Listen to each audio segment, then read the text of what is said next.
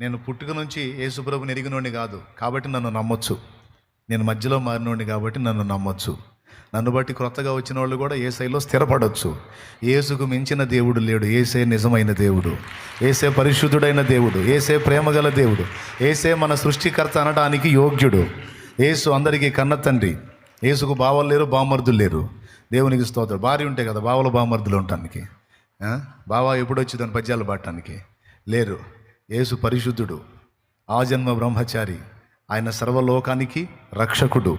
ఆయన యందు ఏ పాపమో లేదు. పాపులందరి కోసం సిలువలో ప్రాణం పెట్టి తిరిగి లేచిన ఏకైక దేవుడు యేసయ్య.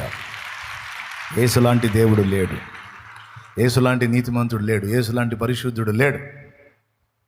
ఎందుకంటే నేను అన్ని చూసి చేసి వచ్చాను కాబట్టి ధైర్యంగా చెప్తున్నాను మీకు. ఎంత చెప్పినా మళ్ళీ మూర్ఖంగా మీ ఇష్టం వచ్చినట్టు పోతా అంటే నాకు సంబంధం లేదు. నువ్వు సాక్ష్యం చెప్పావా లేదా అని అడుగుతాడు.